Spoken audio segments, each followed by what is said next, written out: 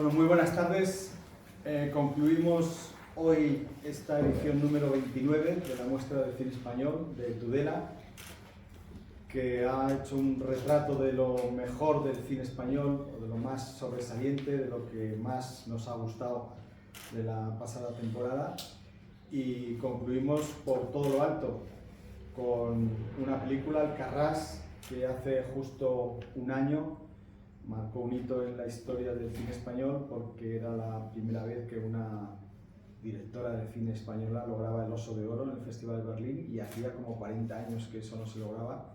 El último fue Mario Camus con La Colmena, también lo logró Carlos Saura con Deprisa, pero en estos 40 años el cine español no había conseguido un Oso de Oro, y eso es una de las distinciones más prestigiosas del mundo del cine internacional, y lo consiguió este segundo largometraje espléndido de Carla Simón. Además, esto lo hemos hecho en alguna ocasión, muy pocas, en la muestra, y es proyectar un cortometraje antes del largo, y nos ha gustado muchísimo Son, el corto de Marta Nieto, y bueno, nos apetecía mucho proyectarlo antes de Alcarrás, este programa doble estupendo que antes era bueno, pues una costumbre de los cines, que ponían un corto y luego un largometraje. Pues eso, también queríamos hacer un guiño a lo que antes significaba el cine, y que podía ser un corto y luego un largometraje. Pero es que además daba la coincidencia de que María Zamora, la productora de Alcarrás, es también la productora de Son, y es la productora del primer largometraje que va a dirigir Marta Nieto, a la que aquí en Tudela hemos recibido siempre con un gran entusiasmo, porque nos encanta como actriz, como creadora, como ser humano, como todo. Y ha estado en varias ocasiones, vino a presentar el corto Madre, el largo Madre, vino también de jurado del Festival Ópera Prima, y bueno, cualquier ocasión que tenemos de invitarla, la invitamos. El año pasado, por cierto, vimos aquí tres, ¿os acordáis de Juanjo Jiménez, que era la protagonista, que estaba completamente formidable? Y bueno, pues esta coincidencia de María Zamora, que además de Alcarrás ha producido pues la primera película de Carla Simón, Verano del 93, o Libertad, de Clara Roquet, y las dos salieron triunfadoras del Festival de Cine Ópera Prima de Tudela. Esta coincidencia nos parecía muy feliz, y afortunadamente pues tanto María Zamora como Marta Nieto han encontrado el hueco que necesitamos para que coincidieran, y es lo que vamos a hacer luego con ellas en el cine, y es charlar antes de la proyección de Son y de Alcarrás, y aquí por supuesto con vosotros, ya que están para responder a vuestras preguntas. Marta, has hecho el viaje a la inversa, ¿no? Un poco con el cortometraje. Lo natural es hacer corto y convertirlo en largometraje o así, pero tú has hecho un poco a la inversa, ¿no? Profundizar un personaje que estabas preparando el largometraje. Sí, es verdad. El proyecto nace como largometraje, y de repente, bueno, hacemos este experimento, iba a decir, este viaje pequeñito, que son los personajes de la película, pero en otro formato, con una escena que no tiene nada que ver en la historia, en realidad, largo. Pero sí, tenía que ver con testear, tenía que ver con probar un poco, con encontrar también cosas para el largo, y con acercarnos a un formato. A mí me encanta el formato del corto. Entonces, bueno, me lo propuso María, y creo que tiene mucho sentido, que tuvo mucho sentido. María, ¿qué se siente encima del escenario cuando te dan el Oso de Oro? Por supuesto, supongo que no piensas ni que estás haciendo historia ni nada, pero no. ¿Qué se te viene encima? ¿Todo el trabajo que llevas detrás, o en qué se piensa un poco? Sí, no piensas para nada lo de hacer historia. Luego te lo van diciendo las siguientes horas y días y incluso meses, ¿no? Pero al principio es una emoción muy, muy grande. Sobre todo una emoción por todo el trabajo, ¿no? Que hay detrás de tanta gente, y a nivel personal, pues eso, de una apuesta, de mucho esfuerzo, y de ver que, bueno, pues que a veces hay resultados, ¿no? En este caso con una cosa tan impresionante como un Oso de Oro. yo siempre lo cuento, lo que pensaba en el escenario es como, qué guay, vamos a poder hacer unas cuantas más, ¿sabes? Es lo que pensaba todo el rato, de verdad, es como, qué bien, así vamos a poder seguir haciendo este tipo de cine, porque es un tipo de cine que, bueno, Alcarràs ha sido un pequeño milagro en el que de pronto pues una película como esta, en catalán y con actores desconocidos, bueno, no desconocidos, actores naturales que nunca habían trabajado, que son de ahí de la zona, etcétera, de pronto conecta mucho con el público y tiene no solamente el prestigio de la crítica o de los festivales, sino que encima funciona muy bien en taquilla. Eso es una cosa que es muy rara. Entonces, claro, pues muchas veces cuando haces este tipo de cine de autor o independiente, que cuesta mucho levantar y de financiar, muchas veces piensas, ¿poder hacer la siguiente? ¿No? Siempre es como la cosa de cada película es como una montaña que hay que conseguir llegar ahí y tal. Cuando pasan cosas como Un oso de oro, pues te da cierta sensación de que por lo menos, pues eso, lo que decía, ¿no? Un par más haremos. O sea, conseguido está que hay como un camino ya hecho, ¿no? Hay, por lo menos en el caso de Carla, porque cuando veníamos esta mañana hablando que luego cada película es un parto, o sea, igualmente, o sea, que dices, bueno, muchas veces me preguntan también, ¿te ha ayudado El oso de oro a hacer otras pelis? Pues claro que sí, al final todo ayuda, pero en el fondo cada película realmente es una aventura que no sabes cómo va a terminar. Sorprendió después de la gala de los Goya que no se recibiera ningún premio después de haber ganado El oso de oro y haber estado nominada a los Oscars, ¿no? O sea, elegida. ¿Cómo se vivió ese momento? Bueno, pues por un lado, la verdad, nosotros estábamos súper contentos de las 11 nominaciones porque a mí me parece un reconocimiento brutal por parte de la Academia a nuestra película. Y eso ya fue un éxito, como digo, siendo una peli que es una peli que a todos nos gusta los que estamos aquí, o muchos de los que estamos aquí, pero al final no deja de ser una peli que es demandante con el espectador, que no es para todo el mundo, que, bueno, que tiene su tempo, no es tan obvia, digamos, ¿no? Y la Academia no deja de ser bastante académica, en realidad, ¿no? O sea, le gusta el cine como un poquito más convencional. No obstante, este era un año de una diversidad increíble, pues había peliculones increíbles de temáticas muy distintas, de miradas muy diversas, y eso me parece que también es un paso adelante para la Academia. Con todas las grandes directoras con las que estás trabajando y trabajarás, bueno, estás trabajando haciendo la película, por lo que he leído, aparte de lo buenas que son, también es algo militante tuyo, ¿no? Trabajar con mujeres, ese refuerzo positivo que defiendes. Sí, por hacerlo corto, porque si no me duele mucho. No, sí, fue una toma de conciencia bastante consciente hace ya bastantes años, cuando pues, veía que me llegaban un montón de proyectos de directores, pero no de directoras. Entonces hay un punto de, bueno, no voy a esperar a que suceda, sino voy a pasar a la acción, digamos, voy a tomar parte activa. Y entonces, bueno, sí fue bastante consciente esa búsqueda, y hasta hoy. He hecho muchas óperas primas de directoras, muchos cortometrajes de directoras, y con algunas ya estoy haciendo pues, sus segundas, terceras, cuartas o quintas, como Paula Ortiz, que creo que es la quinta, ¿no? Suya. Así que sí, es consciente. Pero también ha producido a directores con su ópera prima. Ahora mismo en el Festival de Berlín está compitiendo Matria, esta ópera prima de Álvaro Gago. Bueno, no es en competitiva, bueno, es en panorama, pero sí, en la sección de panorama estaba una ópera prima que se llama Matria, que es de un director gallego que se llama Álvaro Gago. Y luego, bueno, producía a Carlos Márquez Marcet, a León Simignani, y ahora estoy desarrollando proyectos con otros directores como Isaki La Cuesta, Laura Rivalo, o sea, que no soy radical, ¿sabes? No tengo nada en contra de los directores hombres, para nada. Sí es verdad que busco gente afín en cuanto a miradas y propuestas, y gente con la que me gusta trabajar. Eso sí, más allá de su género. Marta, ¿cómo llegas tú a la historia de tu largometraje y qué te atrae de tratar de contar esa historia de un niño o niña trans? Más allá de todas las polémicas que has tenido luego Bueno, te he leído una solo. Bueno, Y se va a quedar ahí.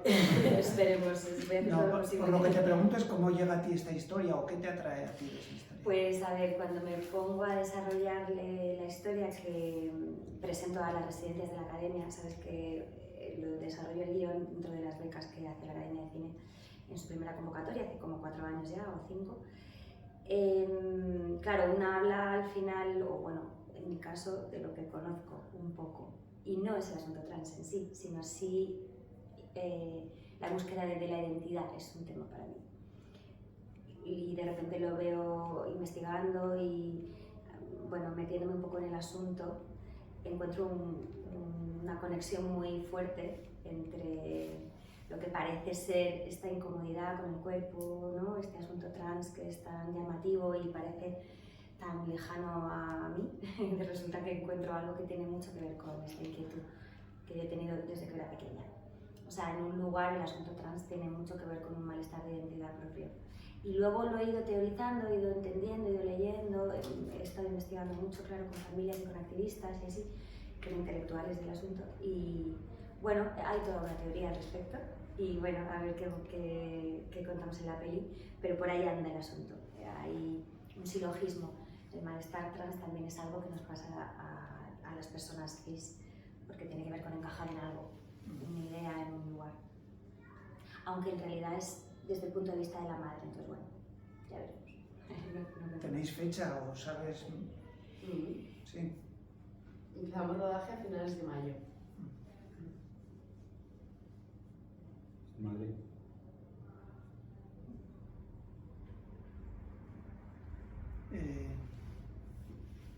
Desde la ignorancia de espectador, a mí que estas películas me encantan, pero siempre tengo la duda de como productor, porque al final también hay que buscar rentabilidad, ¿no? Pienso, no sé cómo se consigue una rentabilidad en películas que, como decías tú, no es cómoda para el espectador, por la forma de rodar, pero son necesarias al mismo tiempo para el espectador, pero no sé cómo se consigue empresarialmente rentabilizar esa película. Bueno, a mí muchos los amigos que no tienen nada que ver con el cine siempre me dicen: María, todo bien en tus pelis y eso, pero ¿por qué no haces Padre no hay más que uno? Sí. O sea, en serio, ¿por qué? O sea, y entonces, bueno, yo muchas veces les contesto, digo, a ver, es que yo creo que este tipo de cine que hacemos, la gente que lo hacemos, nos nace desde una pulsión, no sé, como muy íntima y que no busca la rentabilidad per se, no sé cómo explicarte, porque si no, no nos dedicaríamos a esto, porque el cine a priori un negocio no es. Luego hay otros que se hacen ricos con el cine y tal, pero es verdad que el cine independiente de actor no es muy fácil conseguir un éxito, incluso cuando lo intentas, porque quiero decir, hay mucha gente que intenta hacer comedias de éxito, thriller, no sé qué cosas de éxito y tampoco lo intentan. O sea, realmente el cine es un arte muy complejo y llegar a hacer algo de éxito, o sea, por eso se hacen millones de pelis en la historia de la humanidad para que salgan 100 buenas. Es decir, nosotros producimos en España pues 200 pelis al año y ¿cuántas son buenas? Es que es un arte muy complejo, es muy difícil, hay que probar mucho para que salga bien. Entonces, volviéndole a la rentabilidad, yo nunca, la verdad, me he movido en esos términos y sí que es cierto que mi trabajo consiste en hacer que sea rentable, por lo menos en términos de que la película llegue a buen puerto, que tenga una cierta notoriedad en el mercado, que se pueda posicionar en su dimensión, es decir, darle una visibilidad, etcétera, y luego que la gente esté a gusto trabajando en las pelis y cobrándolo dignamente. Pero más allá de eso, pues luego si suena la flauta, pues como en el caso de Alcarràs, pues bienvenido sea, por supuesto, que haga 400.000 espectadores en taquilla o que se vendan en todo el mundo, como pasa con Alcarràs. Pero yo soy muy consciente que eso es entre un millón. Es decir, ojalá nos vuelva a pasar, pero no es el objetivo final, digamos.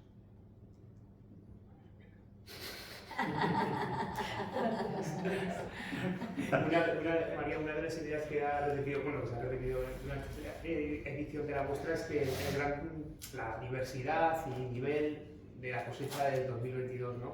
Supongo que para los productores eso es una gozada, ¿no? Tener ese talento español que está ahí, ¿no? Llamando a la puerta. Sin duda, ¿no? Yo creo que estamos ahora como en unos años de ebullición de nuevas miradas, de nuevas generaciones de directores y directoras que están, pero también directoras de fotografía y guionistas y productoras, y, o sea, hay como unas nuevas generaciones que están como trayendo, bueno, pues Que se atreven. proyectos nuevos y que se atreven a cosas distintas, y eso es maravilloso. Y además que ves a los demás y no sé, como que te alegras mucho, ¿no? De que la gente esté haciendo cosas distintas y que se esté atreviendo a hacer cosas. Es muy bonito verlo.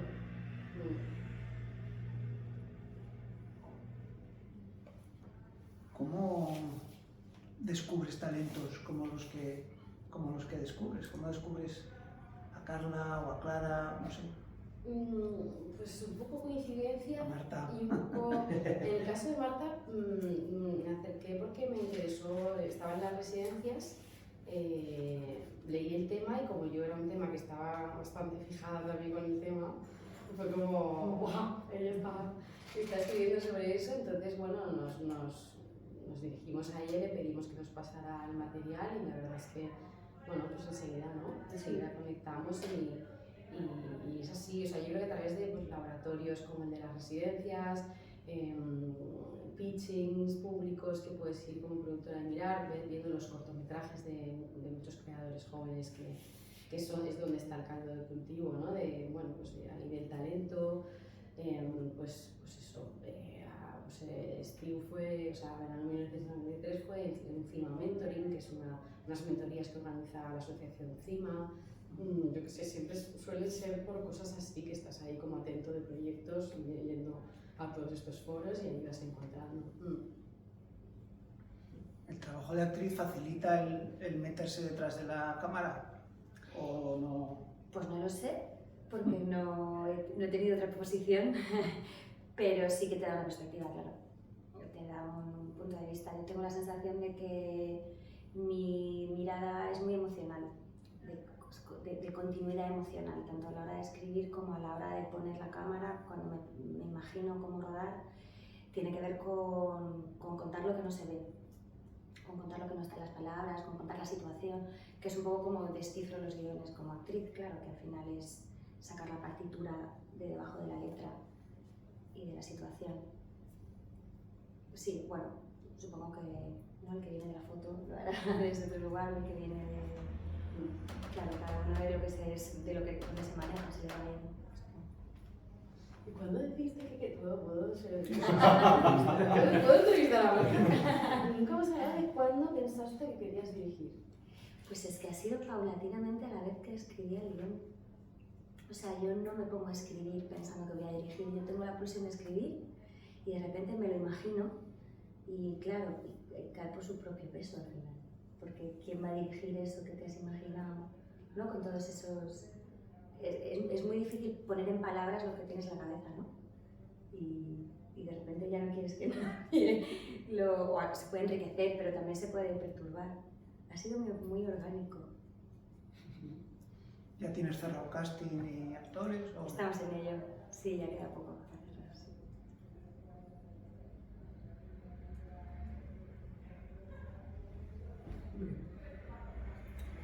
Pues muchísimas gracias, María y Marta, por venir a Tudela. Muchísimas gracias a vosotros, como siempre, por vuestra complicidad y vuestro apoyo a estas actividades del cine en Tudela, y bueno, pues nos veremos en el próximo festival de Ópera Prima. Muchas gracias. Gracias. Gracias.